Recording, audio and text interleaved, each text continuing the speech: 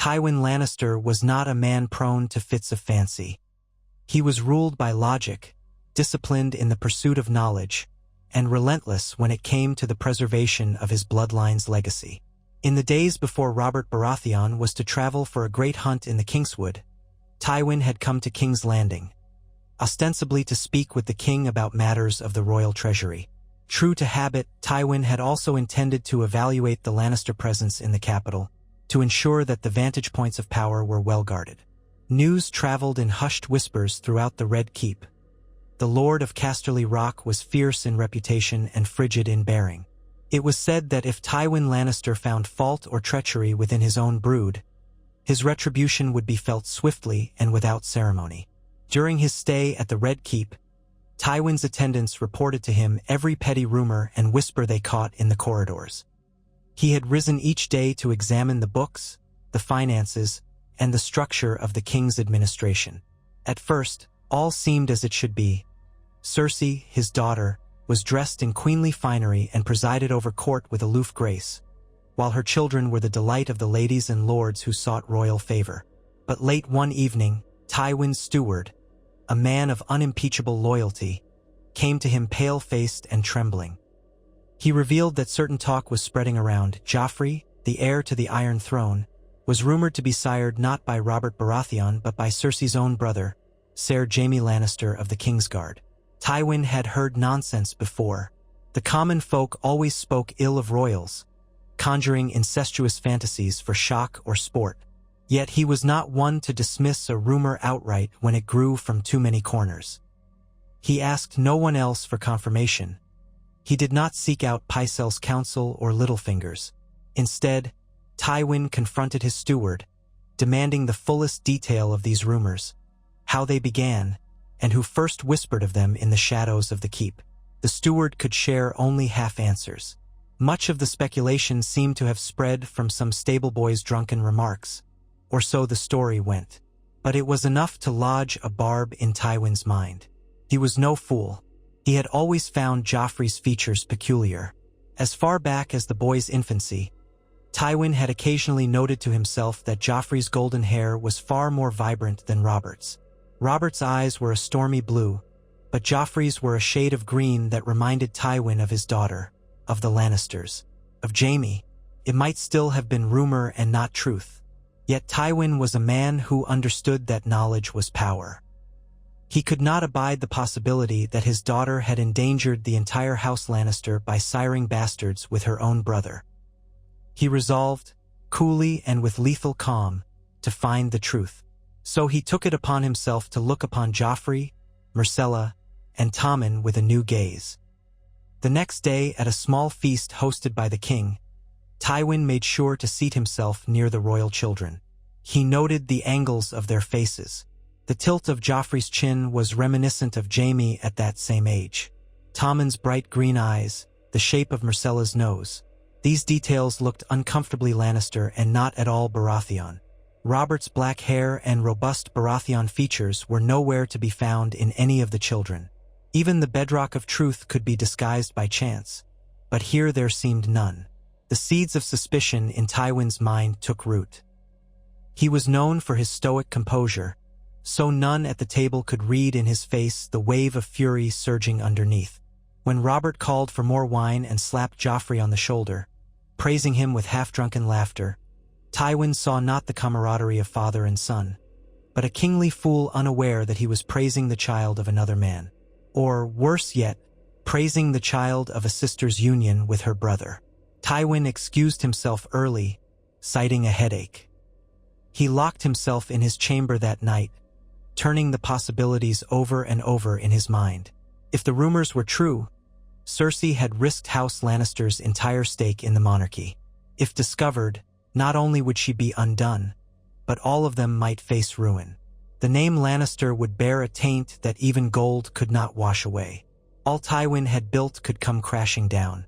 Yet he also realized that if he revealed this knowledge on his own terms, if he controlled the narrative, he might steer events to protect the family legacy and place it on a surer footing. But that would mean sacrificing Cersei. That would mean acknowledging the unimaginable truth, that his own daughter had become her brother's paramour, and that her children were abominations in the eyes of the realm. Tywin was a man of pride and pragmatism, and each wrestled for dominance within him. His pride roared that a Lannister does not flaunt incest before the entire realm. His pragmatism whispered that in exposure, there might be a certain advantage. All night he weighed these considerations. By dawn, Tywin Lannister had reached a cold, surgical decision. He would confront Cersei in private. He would give her the chance to confirm or deny the rumor, and to see if she possessed any cunning to twist the truth to their advantage. Then, depending on her response, Tywin would decide whether to shield her or to cast her aside. Cersei was accustomed to her father's presence and prided herself on never displaying fear before him. But when she received his summons that morning, a chill settled in her gut. She had learned to detect the subtle differences in how her father worded his demands. This one was brief and final. So she came to him in the solar overlooking the Blackwater, wearing her best gown of deep green, her hair arranged in golden braids that dangled almost to her waist. Tywin stood with his back to the door, gazing out the narrow windows at the shining waters beyond. He did not turn when she entered. She attempted a crisp courtesy, her chin lifted. Tywin bid the attendants to leave them. When the door shut, there was a tension in the air that made it heavy to breathe. Finally, Tywin turned, folding his hands behind his back. His stare was stony. Before Cersei could speak, he asked her if she had ever bedded her brother. The question fell like a sword upon her, and she froze. Cersei recovered after a moment, brazen enough to attempt a denial. She let her scorn show on her face, asked him if he had finally lost his wits or if some treacherous rumor had beguiled him. She reminded him that Jaime was a member of the Kingsguard, sworn to chastity. But Tywin had spent a lifetime observing liars and sycophants. He saw how her eyes flickered, how her chin lifted in defiance rather than outraged innocence, how her knuckles tightened around the cuff of her sleeve. He repeated the question in the same mild tone. Had she ever bedded her brother, yes or no? Instead of answering, Cersei made an attempt to dominate the conversation. She suggested that the king's finances demanded Tywin's attention, that if he had concerns about the children, he should speak to Robert himself. Tywin did not move. He demanded she look him in the eye and say that Joffrey was Robert's trueborn son. When she only scoffed, he advanced a step, posture rigid, and in that moment Cersei's mask broke. Her lips parted, and there was a flicker of desperation behind her gaze. She gave the same argument she had given herself for years, that Jaime was the only man who had ever truly cared for her, that Robert had humiliated her night after night, bedding whores and ignoring his queen.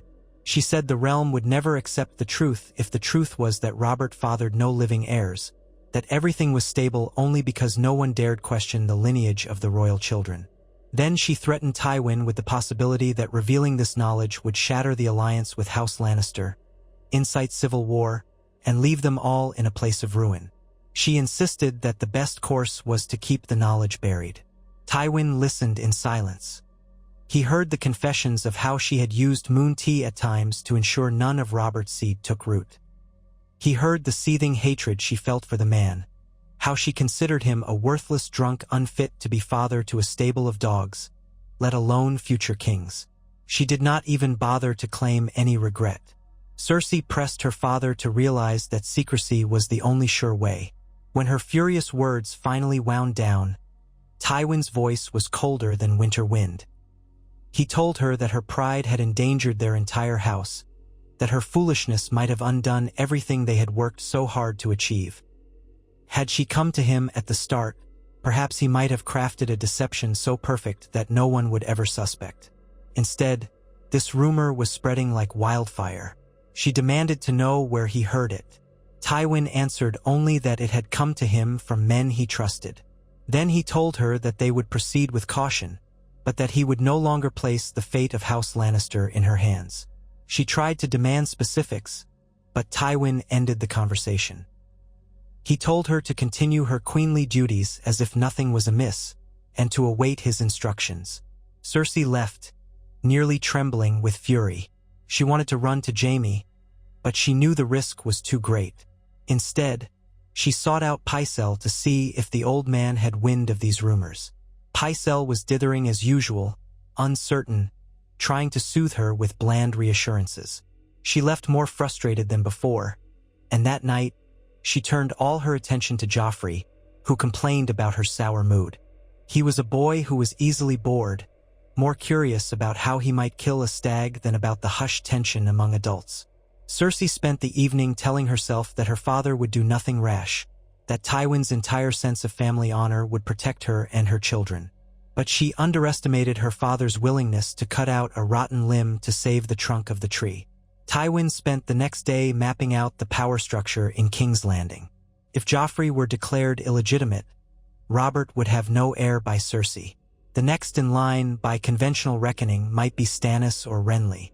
That would mean House Baratheon's hold on the Iron Throne would continue, albeit with a shift to another branch. That, Tywin realized, was not the worst of possibilities.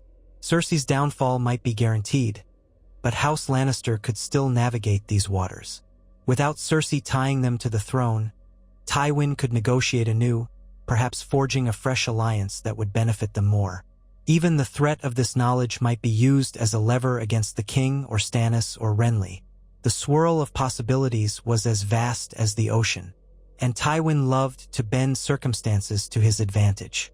He needed proof, though, irrefutable proof, not just rumor, and so, discreetly, he arranged for a private encounter with Grand Maester Pycelle. He demanded that Pycelle gather notes on the children's lineages, references to genealogies in the White Book of the Kingsguard, the mother's family lines, anything that might show a pattern of Baratheon traits or the lack thereof. He posed this inquiry as a matter of interest in the heritage of the realm, yet Pycelle squirmed under Tywin's unwavering gaze. The old man was not entirely oblivious. He had served House Lannister more than once in secret, and he recognized the peril of defying Tywin. Whatever reservations or loyalty Pycelle had for Cersei, he also was a man who valued his neck. So he complied, albeit slowly. Tywin seized upon the truth swiftly. No Baratheon known throughout recorded history had ever produced a golden-haired child with a dark-haired spouse. Pycelle, hands shaking, confirmed that these genealogical records existed, that the consistent trait in House Baratheon was black hair. It was an unbroken line. It did not skip a generation. There was no trace of fair-haired Baratheons in the official line. Tywin dismissed the Grand Maester with a sharp nod. Tywin had not anticipated that Pycelle, in leaving, would immediately warn Cersei. Yet Pycelle was a creature of survival, and he had always believed that his best chance to stay afloat was to placate the Lannisters. If Tywin had wanted to keep Pycelle's mouth closed, he might have pressed him more severely, but he had not. So Pycelle moved from Tywin's solar to Cersei's privy chambers, telling her in trembling tones that Lord Tywin was investigating the lineage. Cersei realized her father was not going to let this drop. She responded by ordering Pycelle to say nothing more, to anyone, or she would see him ruined. Pycelle acquiesced, but the damage was done. Cersei felt trapped. She had not realized how seriously Tywin would take these rumors. A part of her wondered if he would turn on her altogether. That night she considered confiding in Jaime, but her pride forbade it. She believed she might handle her father more deftly. Yet how? One half of her raged that she was queen, and Tywin was only her father, kingmaker, yes, but she was the one with the power in King's Landing. Or so she told herself. But the other half knew the truth. Tywin Lannister was not a man to be trifled with. While Cersei stewed, Tywin took the next step in his plan. He used an old network of informants to glean how many in the Red Keep shared this rumor. He discovered that more than a few, from scullions to men-at-arms, had begun to suspect Joffrey's parentage. The question was, had Robert heard any of this? The king, if he had suspicions, did not show it. He was preoccupied with his hunts, his wine, and the excitement of the upcoming tourneys. Tywin determined to use the king's inattention to maximum advantage. After another day of meticulous planning, Tywin requested a private audience with Robert. Robert, still half hungover from an evening spent in the company of his friend, Renly, admitted Tywin into his solar. He was slouched in a chair, scratching his thick beard, wearing only a loose tunic. Tywin was the picture of dignity in a crimson doublet embroidered with a golden lion. Robert, chewing on a piece of bread, asked Tywin what business required such urgency. Tywin mentioned finances as the excuse to gain entry, but the conversation swiftly turned. Tywin brought up the question of succession, a topic guaranteed to seize Robert's attention in a precarious way. Robert, though uninterested in the finer points of governance, was mindful that Joffrey was his heir. Tywin questioned him lightly at first, about the lad's temperament, about how Robert viewed him. Robert admitted that Joffrey could be a brat at times, but he was proud enough that the boy was shaping up to be a future king of strength and cunning. Tywin pressed further. Did Robert see himself in Joffrey? Did he notice the Baratheon line in the boy's visage? Robert, guffawing, said the boy certainly had the arrogance of a lion at times. Tywin allowed a faint flicker of a frown. He observed, calmly, that many had noted Joffrey's features were all Lannister, none Baratheon. Robert waved that away, saying the gods liked to play jokes. Tywin changed tactics. He asked if Robert found it strange that not one of his children with Cersei possessed dark hair, given that every bastard of Robert's that roamed the city, and Tywin was sure there were many, bore the same black hair. Robert did not appreciate the reminder of his bastards, but he grew thoughtful. Yes, it was odd now that he mulled on it. He had indeed fathered other children outside wedlock. He could name at least 3 that he knew of.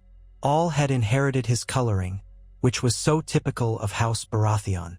Still, Robert insisted that it meant nothing.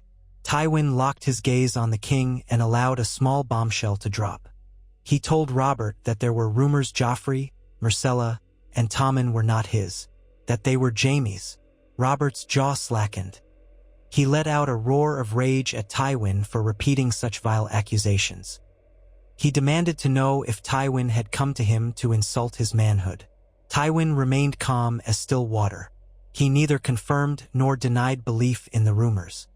He told the king that, as Hand of the King in the not-so-distant past, and as father of the queen, he had a duty to ensure the line of succession was secure. He repeated the genealogical argument that Baratheons always bore dark-haired offspring, and Joffrey was not only golden-haired but exhibited no hint of Baratheon features. Robert's anger turned inward now, as if he were trying to recall every moment with Cersei that might confirm or deny such treachery. Tywin pointed out that if these rumors circulated among the small folk, if lords began to believe it, stability would be threatened. The king's name would be tarnished as a cuckold. Worse, the prospect of an incestuous union between siblings on the Iron Throne would spark rebellions in every corner of the realm. Robert rose from his seat, pacing, fuming, his face ruddy with barely contained fury. He demanded that Tywin produce proof or cease this talk at once. Tywin answered that proof existed in the form of consistent genealogical records, but also in the fact that a good portion of the keep whispered the same rumor. Pycelle had apparently done private examinations of the children over the years. Tywin said that if Robert summoned the Grand Maester, he would confirm the same. Robert, seething, said he would not have this whispered behind his back. He would speak to Cersei that instant. Tywin, adopting a measured tone, urged caution, like a father instructing a vexed child. Tywin said that if Robert confronted Cersei publicly or in a drunken rage, it might prompt a meltdown in the Red Keep that would not serve either the crown or House Lannister. Tywin recommended that Robert examine the situation carefully, gather his proof, and proceed in a manner that served the realm. He assured Robert that he, Tywin, wished above all to prevent chaos and war. At that moment, Robert saw in Tywin not only the father of the queen, but the cunning statesman who had orchestrated so many strategic alliances. Robert, while no intellectual, recognized that Tywin would not bring such a rumor to him lightly. He spat on the floor, said that if Cersei had betrayed him with that bloody Kingslayer, he would kill them both. Tywin's voice was devoid of emotion when he said that if it were proven, they must act swiftly, for the good of the realm. Robert slammed his fists on the table, glowering, but in a strange way, the conversation had become calmer. They spoke of the steps to verify the truth. Tywin would gather Pycelle and whatever other witnesses might confirm the children's lineage. Robert would do the same, discreetly. They agreed to keep it a secret until absolute certainty was had. Robert demanded that Tywin not see Cersei in private again, for he did not want collusion behind his back. Tywin merely bowed. Robert was left alone after Tywin departed. He drank heavily that afternoon, sending away servants who tried to comfort him. He thought back to the ways Cersei had often refused him in bed, how she had flinched at his touch, how she seldom seemed content with him. He recalled the times she had seemed to vanish with Jaime, how they shared strange private jokes. And the more he thought, the more the pieces began to fit. His anger grew monstrous and unstoppable. He also realized, with a despair that turned his stomach, that he had no legitimate heirs if these children were indeed false. He had bastards, yes, but they were not recognized. That meant Stannis or Renly would stand next in line. He dreaded the conflict that might provoke. So, half drunk on anger and actual wine, he resolved to find his own proof. He wanted the truth, no matter how vile. The next morning, Robert marched to Pycelle's chambers without preamble. He pressed the Grand Maester for any knowledge he had about the children's parentage. Pycelle blustered, tried to hide behind half-truths. Robert threatened to flay him alive if he lied. Pycelle, trembling, confessed that there were strong indications the children were not Robert's. He had never had the courage to speak of it because the Queen would have his head, or so he believed. Robert bellowed in fury, sending Pycelle cowering. The king departed in a swirl of black fury, leaving Pycelle sopping in sweat, convinced that the king would destroy them all. Robert next sought out one or two other servants rumored to have seen something untoward between Jaime and Cersei. The frightened scullions or underchambermaids told him of suspicious sightings. Jaime leaving the queen's bedchambers at odd hours, or the way the queen locked her bedchamber door when the king was away. The stories were fragmentary, but they all painted a damning picture. Robert drank again that afternoon, wrestling with the new knowledge. There seemed to be no doubt. He tried to recall a single memory where Joffrey had done something that reminded him of a young Robert Baratheon. Instead, all he could conjure were Joffrey's prancing arrogance, his lack of moral fiber, and the bullying that he often inflicted on weaker children. Robert realized that the boy had always seemed more of a Lannister than a Baratheon. A wave of humiliating bitterness descended upon him. He thought of the times he had carried Joffrey on his shoulders, proclaiming that one day the boy would be a better king than he was. And it had been a lie in the blood. That night, Robert decided he would confront Cersei directly. Cersei, all day, had awaited the blow. She guessed Robert must have spoken with Tywin or Pycelle. She made an attempt to prepare herself mentally for a confrontation. She told Joffrey not to stray far from his rooms, telling him only that the king might be in a poor mood. She even posted guards outside her door who were loyal to the Lannisters. By late evening, Robert arrived. He was not entirely sober, but sober enough to speak. He dismissed her ladies and her guards, bellowing at them to leave him alone with the queen. They obeyed. Cersei stood by the mantel of the fireplace, chin up, hair brushing her shoulders in gleaming waves. Robert stared at her with a hate she had never seen in his eyes. He asked her in a low voice if she had bedded Jaime. She tried at first to deflect, to goad him with accusations that he, too, had whores and bastards. Robert threw a cup at the wall, splintering it. The force of that gesture made Cersei step back. She realized no clever retort would save her now, so she tried to keep her composure. She turned up her chin, told him that yes, Jaime had loved her in ways the king never had. He shouted curses so loud that the sound reverberated off the stone walls. Then he demanded to know if Joffrey was indeed Jaime's get. She met his gaze with a furious pride, refusing to lie. She gave a cold nod. Robert lunged, grabbing her by the throat. She thought he might kill her right then and there, but he stopped short, releasing her with a snarl, as though her very flesh revolted him. He told her that she had committed high treason, that no punishment was too severe for what she had done, that he would see her burn. She reminded him that to do so would disgrace the crown and proclaim to all the realm that he had been made a fool. She told him if he revealed the truth, Stannis or Renly would take the throne, and House Baratheon might tear itself apart. Meanwhile, Tywin would no doubt rebel. The realm would see chaos like never before. Robert spat that he would rather see the truth known than continue living in this farce. But a glimmer of doubt showed in his eyes. Cersei's words about the realm fracturing, about the humiliation that would envelop him. These points sunk into him like burrs. He told her that he would never share her bed again, and she retorted that she had never wanted him in her bed. He slapped her, the blow spinning her around, her lips splitting. Cersei cried out in pain, but she wiped the blood from her mouth, refusing to bow to him. Robert threatened to strangle her if she ever spoke to him in that manner again. Cersei's voice was a mixture of venom and despair, as she told him he had already done worse to her by being a worthless, drunken, womanizing king. He raised his hand to strike her a second time, but then he stopped, abruptly struck by his own wave of shame and rage. He left her chambers, slamming the door so hard it cracked the frame. In the corridor, Robert told 2 of his loyal guards to keep the queen under watch. He wanted no one to enter or leave her chambers without his permission. The guards obeyed, albeit warily, not daring to question. Robert returned to his solar and commanded his steward to fetch Tywin Lannister. Once Tywin arrived, Robert unleashed a storm of rage. He confirmed the rumor was true. Joffrey was not his son. Neither were Myrcella or Tommen. They were Jaime's, born of incest. Tywin, in his cold, measured manner, listened. Robert demanded to know how Tywin wanted to proceed. Tywin paused, suspecting that Robert was seeking a path that would let him keep his honor while preventing a total catastrophe in the realm. Tywin was ready. He told Robert they had 2 choices: hush up the matter or reveal the truth. Robert insisted he would never let that whore of a queen pass off her bastards as his. Tywin, in a calm tone, explained that exposing the truth would mean a cataclysm.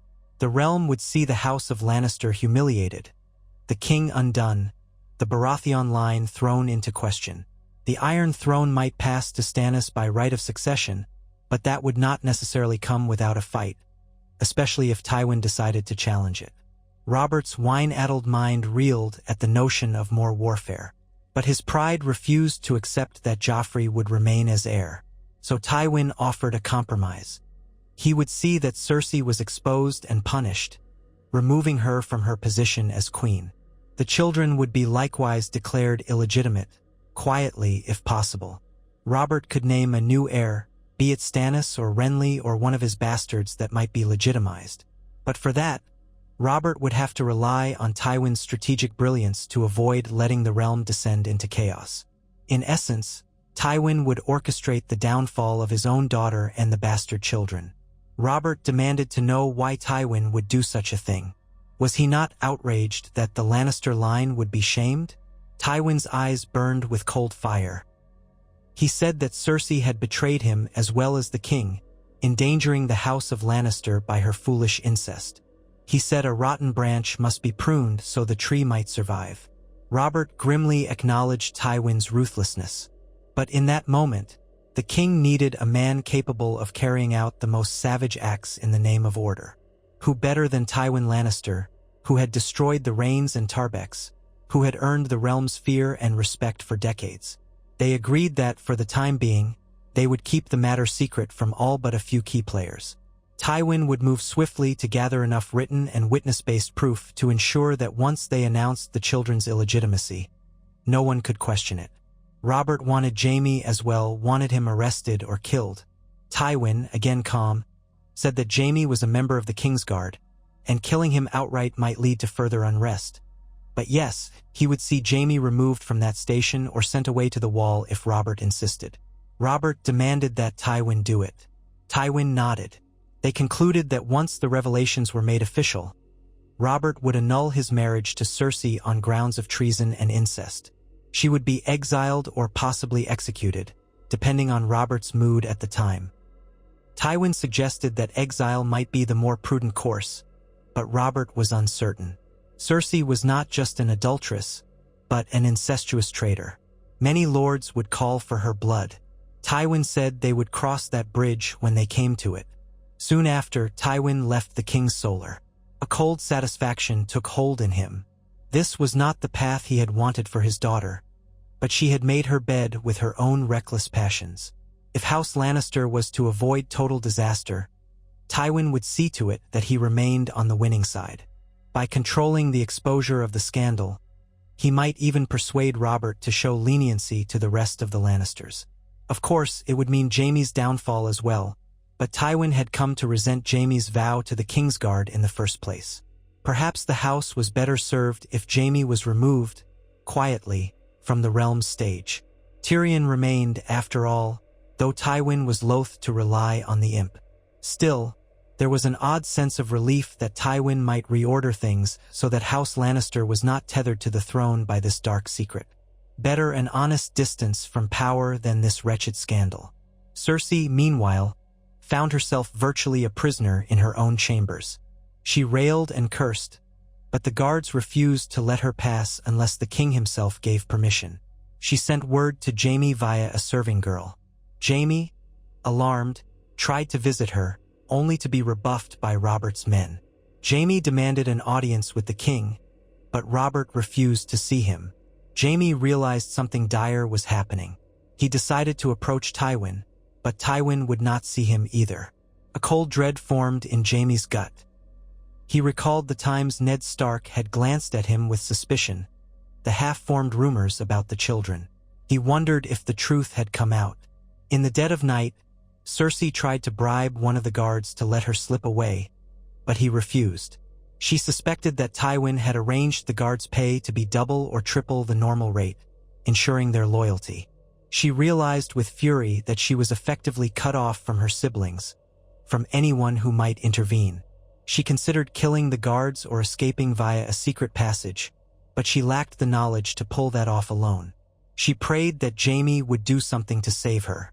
But Jaime, equally confined by the king's command that he not approach, found himself stymied. He roamed the Red Keep's halls in a restless anger, ignoring the stares of passing courtiers. Word had spread that the king was in a rage, that the queen was locked away. After 2 days, Tywin had everything in place. He had forced Pycelle to produce the genealogical records. He had cornered several frightened servants to gather witness statements, written or otherwise. He had quietly made contact with certain lords in the city who might prove influential.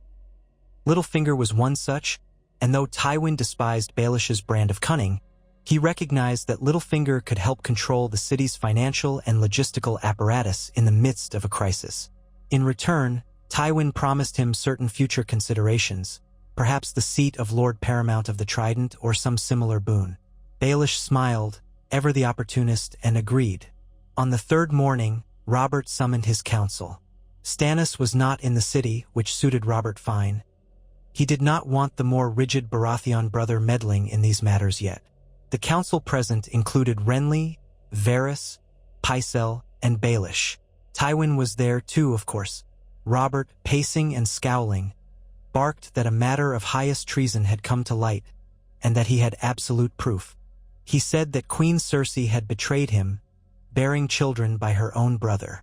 The entire room froze in shock, or in feigned shock. Varys blinked rapidly, though it was likely he had suspected such a thing for a long time. Littlefinger's eyes darted to Tywin, reading the currents. Pycelle wobbled on trembling legs, nodding that indeed the genealogical records supported the conclusion. Renly turned pale, looking from Robert to Tywin, stunned that his brother had not confided in him earlier. Robert roared that the queen was from that moment stripped of title, and that her children were to be declared bastards and removed from the line of succession. A stunned silence followed. Renly risked a question about the implications. If Joffrey was not Robert's, who was the heir? Robert, eyes bloodshot, replied that the matter was unsettled, but likely Stannis as next in line by birth order. Renly pressed that Robert might consider other arrangements. Robert snapped that he would handle it. Then he said that Cersei was to be brought before the council at once. He turned to Tywin and asked if Jaime was under guard. Tywin said that in the last hour, he had commanded men to apprehend Jaime. Robert nodded, satisfied. Varys then spoke softly, encouraging the king to proceed with caution, for the city might panic if it learned these accusations too abruptly. Robert, in no mood for subtlety, cursed, saying that caution be damned. He would have the truth known. Tywin stepped in, though, advising that they should limit the immediate spread of the news until they could ensure order. A riot might erupt, or Lannister forces might revolt if the news was handled poorly. Robert glared, but he recognized the necessity. He commanded that the gold cloaks be placed on high alert, that Baelish secure the city gates and wharves, and that Varys spread careful misinformation to keep the small folk from learning the full extent of the scandal until everything was locked in place. Within the hour, the council was convened in the throne room. It was a smaller gathering than normal, but the Iron Throne loomed tall. Robert sat upon it, wearing his crown, bloodshot eyes, stinking of wine, and quivering with rage. Tywin stood to the right of the throne, arms crossed. The others formed a loose half-circle. Then Cersei was brought in, escorted by 2 Lannister guards who had been suborned by Tywin's gold. She was in a simple gown now, her hair loose and somewhat tangled, as if she had not slept. Her face was bruised where Robert had struck her. She looked around with an expression of defiant pride. Robert declared that the queen stood accused of high treason, adultery, and incest. Cersei let out a brittle laugh and demanded to know what farce this was. Robert roared at her to confess. She met his eyes but remained silent. Tywin stepped forward, producing the genealogical documents, reading out the repeated pattern of Baratheons bearing black-haired children. He then reminded the assembled that the king had fathered multiple bastards, each with black hair. Yet none of the children the queen claimed were Robert's had inherited it. The logic was inescapable. Then he read depositions from servants who had seen Jaime leaving Cersei's chambers in the dead of night. The final blow was the Grand Maester's trembling testimony that he had deduced the children's parentage some time ago, but had feared to speak. Cersei's lips curled in fury. She declared that the king's whoring and brutality had driven her to find comfort elsewhere, that Robert was no true husband, that he was unfit to rule. Robert nearly lunged from the throne, spitting that if she spoke one more word, he would strangle her. She turned her gaze to Tywin and screamed at him that he was betraying his own blood. Tywin did not flinch. He simply demanded that she answer truthfully. Were the children Jaime's? The entire hall seemed to hold its breath. Cersei, realizing she was cornered, delivered a final snarl of defiance and said that yes, Robert was too stupid to realize another man's children had been thriving under his very nose. Robert smashed his fist on the arm of the throne, cursing and calling for her head. Tywin interjected, reminding the king that it might be wise to allow her to stand trial, to maintain the appearance of justice. Robert spat on the floor but conceded with a curt nod. He ordered Cersei taken to a secure cell in Maegor's Holdfast. He also demanded that the children be seized at once. That last command made Cersei scream in panic. She tried to lunge for Robert, but the guards restrained her. She raged that if he harmed her children, she would see him dragged to the 7 hells. Robert snarled that if they were indeed Jaime's get, they deserved no less than the bastard's brand. Yet he also recognized they were still children, and the realm might not take kindly to seeing them killed. He gave no immediate order for their execution, only that they be separated from their mother and placed under guard. The council disbanded amid a swirl of nervous energy. Word of this confrontation would inevitably leak out, no matter Varys's efforts. A storm was brewing in King's Landing. Jaime, by then, had been found in the courtyard by a squadron of gold cloaks and Lannister guards loyal to Tywin. They surrounded him, demanded he surrender. Jaime's instincts were to resist, but he noted that these were Lannister men among them, men who normally took orders from him or Cersei. Something was wrong. He saw no friendly faces. His father had indeed mustered these troops. Jaime realized with dawning horror that the worst had come to pass. So he submitted, letting them take his sword. He was led under guard to the same dungeons beneath the Red Keep. On the way, he demanded to know what in the Seven Hells Tywin was doing. The guards were stony-faced, telling him they only obeyed Lord Tywin's direct instructions. Jaime's mind raced, cursing himself for not acting sooner, for letting his father tighten the noose. That evening, the Red Keep swarmed with tense speculation. The official line, repeated by the Gold Cloaks, was that the Queen had been accused of betraying the king. The children were quietly moved into locked chambers, not truly aware of what was happening. Joffrey threw a tantrum, demanding to know who dared lock him up. The guards refused to answer, ignoring his threats. Myrcella was frightened, weeping silently, while Tommen was too young to fully comprehend, though he sensed the fear around him. By day's end, the entire city hummed with rumor. The Queen had been discovered in an adulterous affair. Some whispered, unbelievably, that it was with her own twin brother. No one could entirely believe it, but the notion spread like plague through the wine sinks and taverns. Far away, Ned Stark, who was in Winterfell recovering from a broken leg in this alternate timeline, or otherwise engaged in northern matters, had yet to hear any of this. But ravens would soon fly. In the capital, many lords turned a fearful eye to Tywin Lannister. Would he defend his daughter, or side with the king?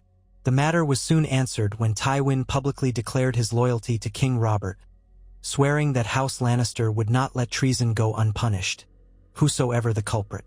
Those who recalled Tywin's merciless handling of House Rayne believed that Cersei had truly earned her father's wrath. Robert, though, was not satisfied.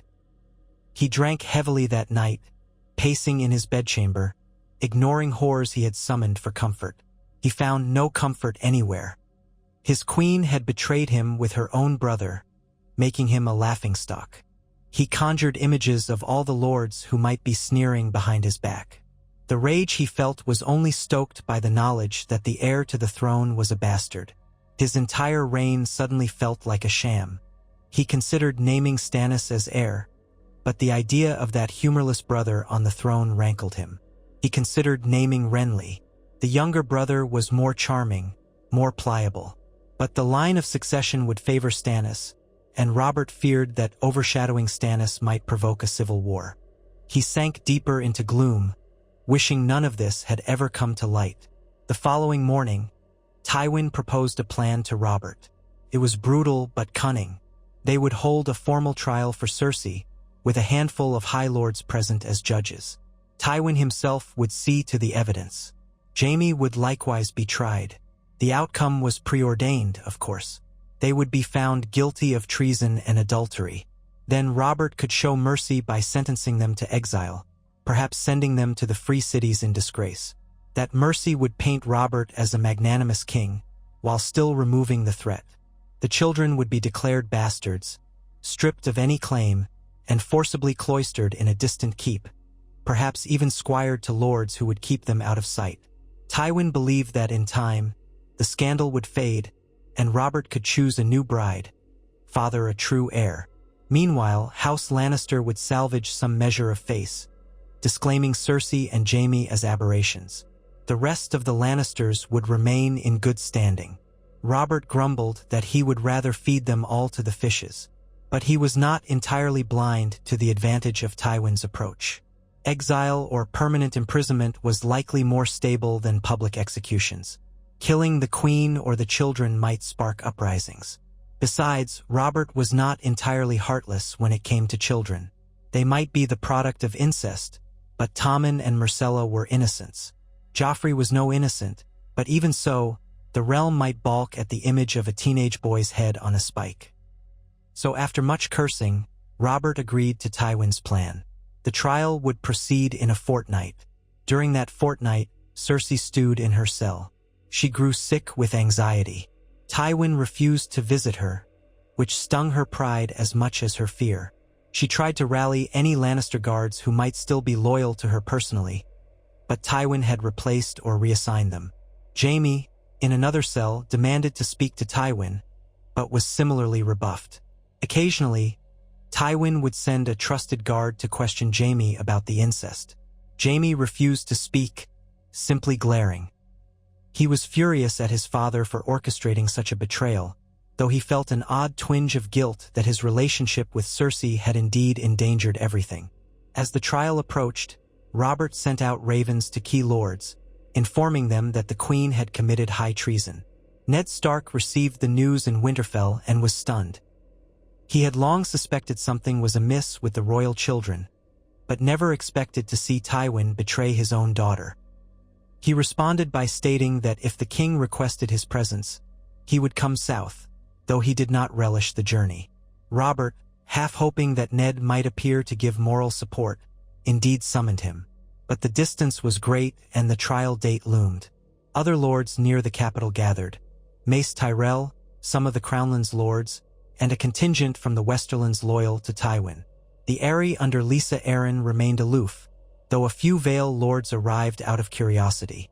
Varys observed the swirl of events from the shadows, marveling at Tywin's mastery. The Spider knew that Tywin's betrayal of his own children was an astonishing gamble. But Varys also saw that it served the Lannister patriarch's broader objective of preserving House Lannister's standing. Cersei and Jaime were merely pawns to Tywin, after all. On the appointed day, a temporary court was assembled in the Red Keep's largest hall. The Iron Throne stood at the far end. Robert sat upon it in black velvet, looking as grim and forbidding as a storm cloud. To his right stood Tywin, wearing the official mantle of the king's hand, a post he had held in the past and was effectively occupying in this crisis, though no formal ceremony had been held. To the left stood Renly, expression uncertain, but not daring to voice protest. Arrayed before them were lords, knights, and courtiers, parted to form a wide corridor down which the accused would be led. Standing near the dais, dressed in their official regalia, were a trio of high lords who had been named as the official judges: Lord Mace Tyrell, Lord Randyll Tarly as the Crown's Justice, and Lord Paxter Redwine. It was an unorthodox arrangement, but Robert had wanted lords who were not overly friendly with the Lannisters, aside from Tywin, to give an air of fairness. Tywin had approved these appointments, for they were men who would bow to whatever verdict the king wished. First, Jaime was brought forth.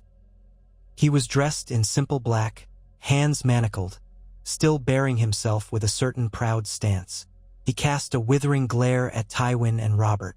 The herald read the charges: treason, incest, defiling the Kingsguard's vows by fathering children on the Queen. Jaime lifted his chin and said that he answered only to the king in his capacity as a Kingsguard. Robert thundered back that Jaime had no right to speak of vows after he had defiled his sister. He demanded Jaime's confession. Jaime was silent. Tywin stepped forward, reciting the genealogical evidence yet again, as well as statements from those who had spied him slipping into the Queen's quarters. Then Robert demanded an answer. Did he father the Queen's children? Jaime glanced at the crowd, at Tywin's icy face, and a flicker of something passed through his expression. He might have been pondering 1,000 possible outcomes. If he lied, they had enough evidence to convict him anyway. If he confessed, perhaps some measure of mercy might be found. In the end, Jaime let out a bitter laugh, saying yes, Joffrey, Myrcella, and Tommen were his. He said that if Robert had been less of a drunken fool, he would have known it from the start. The lords in the hall broke into shocked murmurs at the open admission. Robert's face contorted in fury. Tywin declared that Jaime Lannister's confession confirmed the truth of his crimes, and therefore justice must be swift. Randyll Tarly demanded the king's verdict. Robert pronounced Jaime guilty of high treason and violation of his vows, sentencing him to life in exile. That last phrase caused murmurs of confusion. Many had expected a death sentence. But Tywin leaned in and reminded the lords that mercy was the king's prerogative, that by sparing Jaime's life, the king displayed a regal generosity. Some recognized it as a political calculation, but no one objected openly. Jaime, ironically, looked half-stunned. Life in exile? He might have preferred death. Robert barked that he would be sent to the free cities on the next ship out of King's Landing, never to return on pain of death. Jaime was led away, still in chains. Then came Cersei's turn. She was brought into the hall wearing a tattered gown, her hair disheveled, a bruise still visible on her cheek. She held herself proudly, refusing to bow. Her green eyes flickered with hatred for Robert, Tywin, and the entire assembly. The herald read the charges of incest, adultery, treason, and conspiracy to place bastard children on the throne. She responded with a sneer, calling Robert a usurper who had never deserved the throne, calling Tywin a snake who would devour his own offspring if it served his ambitions. There were gasps and shouts from the assembled lords, some outraged at her audacity, others enthralled by the spectacle. Tywin stood unmoving as a statue, ignoring her slurs. Robert rose from the throne, demanding to know if she had any defense. She spat on the floor, stating that she had no defense to offer a man who was no true king. That sealed her fate. Randall Tarley boomed that the evidence was overwhelming. The confession of Jaime was conclusive, and if she had no defense, then she stood in open defiance of the realm. Robert clenched his fists. It was time to pass sentence. He stared down at the woman who had once been his queen.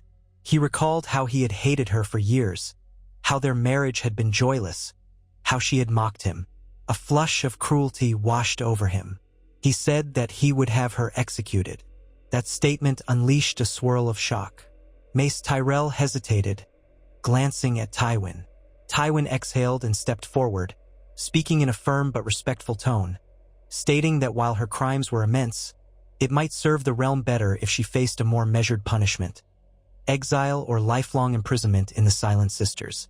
Cersei snarled that she would not join the Silent Sisters, that she would curse them all with her dying breath. Robert roared that he was king, and he had spoken. He would see her head on a spike. Tywin, eyes narrowing, realized that Robert's anger was pushing him to a truly bloody resolution. Tywin recognized that an execution could spark further enmity with the Lannister bannermen. He did not particularly care about saving Cersei's life, but he cared about the ramifications. Still, Robert was in no mood to be persuaded.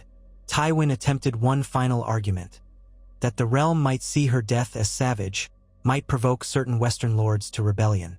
But Robert was drunk on revenge. He declared that if the Western lords rose up in arms over the just execution of a traitor, he would smash them all. Tywin recognized that a prolonged argument might degrade the king's confidence in him, so he relented outwardly. Within, he seethed at Robert's impulsive cruelty, but the stage was set. Cersei was sentenced to die at dawn in 3 days. The crowd erupted into a clamor. Some were gleeful, others aghast. The king waved them silent, ordering that she be taken away. As the guards led Cersei out, she locked eyes with Tywin one last time, her gaze filled with a venomous sorrow. She called out that he would regret this, that the day would come when House Lannister was shattered, not by outsiders, but by its own father. He did not respond, and she was taken away. That night, the city was in an uproar. Rumors flew that the queen would be beheaded like a common criminal. Others said perhaps she would be burned at the stake. Some said the king had discovered that she was a witch. The truth was overshadowed by lurid exaggerations, but the core of it remained. The queen had committed incest with the Kingslayer, and her children were not the king's. Several of the king's advisors feared riots or disorder, yet the gold cloaks were out in force. Meanwhile, in the Westerlands, word was already traveling to key bannermen. Would they accept Tywin's stance that Cersei and Jaime had disgraced the house and deserved the king's justice? Or would they take offense and rise up? Tywin sent urgent riders to each of his vassals, explaining that House Lannister was no traitor to the throne, that Jaime and Cersei had acted alone, that they were cast out. It was a calculated effort to maintain stability. Most lords in the Westerlands would heed Tywin's word, for none wished to cross the mighty lord of Casterly Rock. But pockets of resentment smoldered. Robert spent the next 3 days in a haze of drink, occasionally visiting Tommen or Myrcella to see if he felt any fatherly attachment. He found none. Seeing them only reminded him of the betrayal. The children were confused and terrified. They asked for their mother or father. Robert felt only bitterness. He ordered that Myrcella be sent to a distant convent for noble ladies. Tommen he planned to send to foster with some lord in the Stormlands, perhaps Penrose or Cairn, once matters had settled. As for Joffrey, Robert wanted him out of his sight. The boy was sullen and furious, not comprehending that he was no longer a prince. Robert decided to send him to the wall, to live a bastard's life. When his advisors pointed out that might cause friction at the Night's Watch, Robert shrugged. He said let the boy freeze for all he cared. Tywin did not object. He saw no point in letting Joffrey remain in the realm to stir up trouble. Better to remove him entirely. The morning of the execution arrived. A wooden scaffold had been erected in the Red Keep's outer bailey. Guards lined the walls, and a crowd of lords, knights, and courtiers gathered to witness the downfall of the former queen. Robert had insisted on a public display. He stood on a raised platform, Tywin at his side, along with Renly, Mace Tyrell, and several members of the Kingsguard, except Jaime, of course, who languished in a dungeon awaiting his own transport. Cersei was brought forth, wrists bound, escorted by gold cloaks who flanked her closely. She had been dressed in a shapeless gray shift, her face pale, but her hair brushed and left loose. She refused to bow or beg. The hush among the spectators was profound. Many had hated her arrogance, but she was still a commanding figure, even in chains. A headsman with a massive sword stood ready on the scaffold.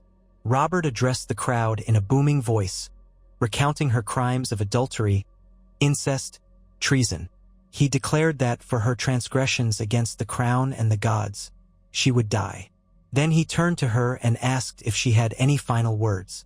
She stared at him with cold contempt, then glanced around until her eyes found Tywin. She said only that she cursed the day she was born a Lannister, cursed the father who had sold her into a loveless marriage, cursed the realm that had bent knee to a drunken usurper. She looked at Robert, spat at his feet, and said that he was no king, only a murderer and a coward who could not see past his own whoring. Robert's fists clenched, but he gave the sign to the headsman. The big man stepped forward, and in one swift motion, the sword came down, severing Cersei's head from her neck. Gasps and cries rippled through the assembled. Her body collapsed onto the scaffold, blood pooling. The headsman lifted the severed head high, hair swinging, the face contorted in a final grimace of hatred. The hush was absolute. Tywin stood rigid, betraying no hint of emotion as he looked upon his daughter's corpse. Some in the crowd surreptitiously glanced at him, wondering if he felt any remorse. But Lord Tywin's expression was inscrutable, carved from stone. He observed the spectacle until Robert motioned that it was done. Then, with a swift turn, the king descended from the platform, returning to the keep with a retinue of guards. Tywin lingered a moment, gazing at Cersei's body, remembering the bright, willful girl she had been, the pride he had taken in forging a marriage that placed her on the throne. Now all that potential ended in ignominy. For a brief moment he felt a flicker of regret, but duty overshadowed it. He left the scaffold without a backward glance. In the days that followed, events moved swiftly. Jaime was placed on a ship bound for Lys under heavy guard. The king decreed that if he ever set foot in Westeros again, he would be executed without trial. Joffrey was placed under guard and marched north toward the wall, escorted by a small band of knights who would ensure he arrived safely. Myrcella was locked away in a distant convent, while Tommen was sent off to foster under Penrose in the Stormlands. The realm at large seethed with conflicting emotions. Many were horrified by the revelations of incest, disgusted by the betrayal. Others were uneasy at the brutality with which the king had handled the matter, but Robert's position as a victorious warrior king deterred them from voicing objections. Tywin remained in King's Landing for a time, advising Robert on the next steps. They needed to restore stability, to quell the gossip, and to reaffirm alliances. They also needed to address the succession. Robert at first decided to name Stannis as heir, but Stannis was a hard, joyless man with few allies in the capital. Renly lobbied quietly for the seat, hinting that his youth and charm might secure broader support among the nobility. Robert vacillated, cursing both of his brothers. In the end, Tywin recommended that Robert legitimize one of his bastards, Edric Storm, or another, thus preserving the Baratheon line. Robert found that notion intriguing but was uncertain about the political ramifications. He told Tywin to handle it. Tywin, who saw an opportunity to mold the new heir from a young age, set about exploring the idea of crowning Edric Storm or another recognized bastard as Prince of Dragonstone. That would require the Great Council's approval, but with Tywin's behind-the-scenes maneuvering, it could be arranged. In the months that followed, House Lannister's reputation took a blow. People joked about the incestuous twins, and songs were composed in taverns mocking the lion lovers.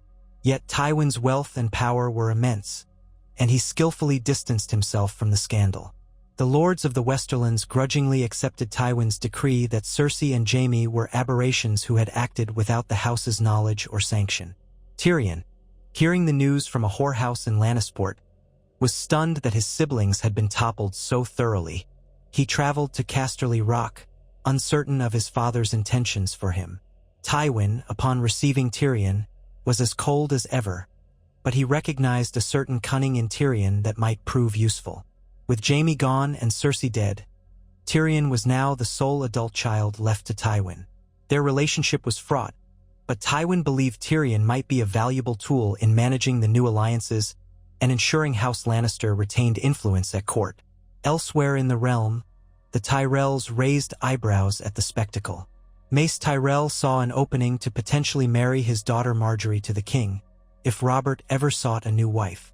He sent feelers to Tywin, seeing if that might be negotiated. Tywin recognized that such a marriage could help quell any lingering unrest in the Reach, so he encouraged the idea. Robert, however, was initially uninterested in another marriage, having had enough of the previous one. But as time passed, he began to consider it. A new queen might give him a true-born heir of undisputed parentage. The Starks in Winterfell were dismayed by the news from King's Landing, though Ned felt a grim relief that the truth had finally been revealed, and that the realm might avoid a deeper civil war by removing Cersei and her children from the line of succession before Robert died. Still, Ned wondered about the morality of Tywin sacrificing his own daughter. He concluded that Tywin was indeed the coldest man in Westeros. Catelyn worried what it meant for the future. If Robert married again, might the realm settle into peace, or would there be more turbulence? The North remained watchful, unsure if the lion and the stag would truly remain allied or if tensions would flare anew. Renly, seeing an opportunity, pressed his advantage in the capital, forging alliances among the small council and the nobility. He hoped that in time, Robert might name him heir rather than legitimizing a bastard. He befriended Littlefinger, forging a cunning alliance of convenience. Stannis, furious at being excluded from these maneuvers, brooded in Dragonstone, penning angry letters to Robert. Robert did not respond, avoiding direct confrontation with his older brother. Tywin advised the king that ignoring Stannis might push him to open rebellion. Robert retorted that if Stannis was fool enough to rebel, he would crush him. Thus, the seeds of future conflict were sown. The realm had averted one crisis by removing Cersei and her children from power, but the question of succession still cast a long shadow. Meanwhile, in the Vale, Lisa Arryn did not trust any developments in the capital and kept her son, Robert Arryn, well away from the potential chaos. In the Riverlands, the Tullus were content to keep the peace, though they noted that Walder Frey had begun to drop sly hints about how the realm was now in flux and that alliances might be reshaped. Robert continued to drink heavily, haunted by the memory of Cersei's final glare. He sometimes woke in a sweat, dreaming of her severed head, hearing her curses echo in his mind. He took little solace in hunting anymore. On one such hunt, a boar nearly gored him, and he was saved only by the quick intervention of his squire. The near-fatal incident gave him pause, forcing him to confront his mortality. He realized how easily the realm could fall into ruin if he died without a clear succession. And so, at Tywin's urging, he held a short ceremony at the Red Keep, publicly acknowledging Edric Storm, his bastard, and naming the boy his heir, though still a bastard until the Great Council and the High Septon might rule otherwise. This outraged Renly and incensed Stannis, who declared that Edric Storm's claim was worthless. Tensions rose. Tywin worked behind the scenes to calm the lords, promising that a great council would soon address the matter formally. Meanwhile, in the free city of Lys, Jaime Lannister roamed the foreign streets in a cloak with the hood drawn over his golden hair. He had sold his armor for passage and found himself haunted by the memory of Cersei's execution. Rage and guilt gnawed at him. He occasionally heard the locals gossip about the fallen queen of Westeros, about the incest scandal. Some recognized him, though they rarely dared to speak of it, for the Kingslayer's reputation could still inspire fear. He wasted away in gambling dens and pillow houses, uncertain of his life's purpose now that everything had been stripped from him. He had once been a proud member of the Kingsguard, a favored son of Tywin Lannister, a secret lover to a queen. Now he was a banished exile with no future, no cause. At times he found himself longing to return to Westeros, to face his father's wrath or Robert's sword, just to break the torment of exile. But he remembered Robert's promise: set foot on Westeros again and die. Jaime was not entirely ready for death. Not yet. In King's Landing, as the months rolled on, the small folk gradually accepted the new state of affairs. The memory of Cersei's public downfall remained a subject of gossip for a time, but eventually the city's attention drifted to more pressing matters, like the price of bread and the endless jockeying among the noble houses. Tywin maintained his position as the king's principal advisor, though he never formally took the title of Hand. Robert refused to name any hand at all, grumbling that he preferred to rule on his own. In truth, Tywin effectively managed the realm's governance, controlling appointments and finances. Littlefinger resented the overshadowing presence of Tywin but worked diligently to grow his own networks. Joffrey's trek to the Wall was miserable. He cursed and spat at the knights who escorted him, refusing to accept that he was no longer a prince. By the time they reached the north, he was half frozen and bitter beyond measure. The Black brothers at Castle Black looked at the boy with pity or disdain. They had little use for a spoiled brat. Joffrey had no interest in vows of duty. The Lord Commander, Jeor Mormont, was not thrilled to have him, but the king's orders were the king's orders. He placed Joffrey under the watchful eye of a grizzled ranger who was unimpressed by his tantrums. Over time, the humiliations continued, as Joffrey was forced to muck stables and wash latrines. He fumed that he would someday return to King's Landing and take vengeance, but no one heeded his threats. He was simply another whelp in black, a nobody. Far above, the wall loomed, silent and cold, a testament to the finality of his disgrace. Myrcella's life in the convent was more bearable, if lonely. She was a gentle girl, rarely given to cruelty or arrogance. The Septas treated her with kindness, though they all knew she was the infamous bastard child of incest. They did not speak of it, adopting a measure of pity for the motherless girl who had been cast aside. Myrcella found solace in reading old tomes of chivalry and history. She daydreamed about a life where she might have been free to be a normal noble lady. In time, she might be married off quietly to some minor lord in a remote region, if Tywin arranged it. But for the moment, she was hidden from sight, an embarrassment to the realm. Tommen fared slightly better as a fosterling in the Stormlands. He was a sweet-natured boy, and his new guardians grew fond of him.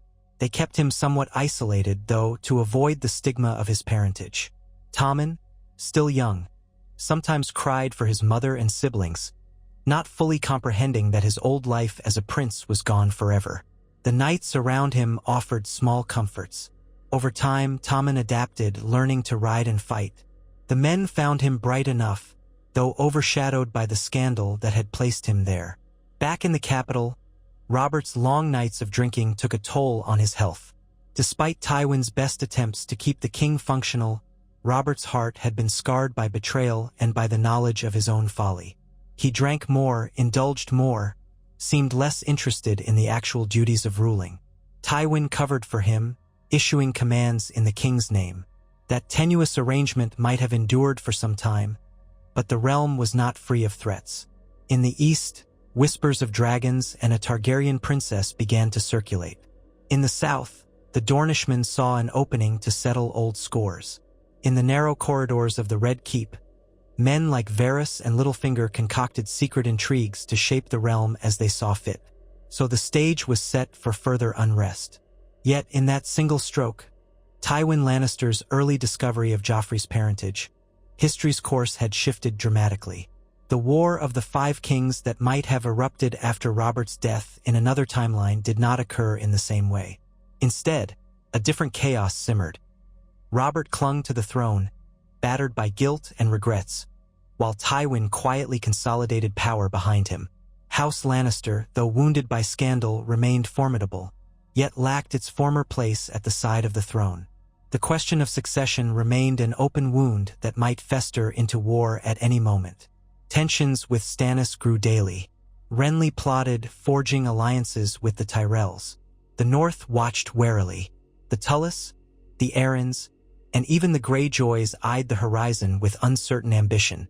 Within the keep, Tywin sometimes rose before dawn to observe the Blackwater from the same window where he had once confronted Cersei. He would clasp his hands behind his back, his face devoid of emotion, remembering the daughter who had dared to defy him. He had destroyed her to save the family name. Jaime was gone too, an exile in a foreign land. Tyrion, the dwarf son he had never loved, was now his only heir. Tywin's proud legacy had been marred by incest, scandal, and public beheadings. And yet, the lion still roared, still found a way to survive. That was Tywin's creed. The survival and advancement of House Lannister at all costs. He sometimes reflected on whether he could have handled things differently. Perhaps hush it all up, conceal the incest until Robert died, let Joffrey inherit. But no, the risk of discovery was too great, and Tywin believed in controlling circumstances rather than letting them control him. So he pushed aside any lingering regret, assured himself he had done what was necessary, and continued to govern the realm in Robert's name with an iron will. In the streets of King's Landing, a new ballad called The Queen of Lies became popular among the small folk, though the gold cloaks often beat any singers who performed it too publicly. The song told of a golden queen who shared her bed with her night brother and was beheaded by the righteous king. In that telling, the king was a tragic hero, cuckolded by a cunning harpy. It suited the crown's narrative, though some verses added lewd details about twin lovers creeping in the night. In the Westerlands, black humor circulated about Lord Tywin's readiness to cast aside his own kin, sparking fear in those who might cross him. And across the narrow sea, men muttered that the Lannisters devoured their own, that no bond of blood could stand in the way of Tywin's ambition. Yet for the moment, the realm was spared an immediate civil war. The capital remained under Robert's rule, propped up by Tywin's gold. Dorne, Highgarden, the Vale, Winterfell, the Stormlands, all watched, waited, and plotted. The bastard Edric Storm was groomed to become a recognized heir. Stannis smoldered in Dragonstone, outraged and ready to claim his right by force if necessary. Renly made overtures to the Tyrells, speaking of a more pleasing monarchy should Robert die. The realm's future dangled like a sword on a string, swaying with the restless currents of power. Tywin considered his next moves. He had lost the advantage of having a queen in place, lost the chance to see a grandson crowned as the rightful king. Yet the humiliation of an incest scandal might have been far worse had it come to light under different circumstances, throwing the realm into a war with the Lannisters on the losing side. By controlling the revelation, Tywin had positioned himself as a champion of order and loyalty. He was still the wealthiest lord in Westeros, still commanded armies that could crush lesser houses. And so he bided his time, forging new alliances and neutralizing potential threats one by one. In the end, Cersei's downfall became a lesson to the realm about the ruthless cunning of Tywin Lannister. Some whispered that in sacrificing his own children, Tywin had proven that the only thing that mattered to him was the power and legacy of House Lannister. Others said that had the Targaryens not been overthrown, such sins might have remained hidden behind closed doors, for Targaryens too had a history of incest. But those were musings best kept to hushed corners, for the Iron Throne now belonged to Robert Baratheon, and Robert had shown the fate of those who made a mockery of him. Still, if the realm had paused to reflect, it might have realized that something essential had broken in Robert the day he discovered the truth about Cersei and Jaime. The once boisterous warrior king had become a wounded lion, lashing out at any perceived threat, drowning his regrets in ale. And Tywin, for all his mastery, could not fully mend the tear in the realm's fabric. Darkness gathered in the east and the north. The seeds of future turmoil had been sown. But for now, the White Sword Tower was absent its most infamous night. The Queen's chambers lay empty, and the Game of Thrones entered a new and uncertain chapter, with Tywin Lannister firmly seated at its center, a quiet puppet master with steel in his eyes and an ache in the cavity where fatherly affection might once have been.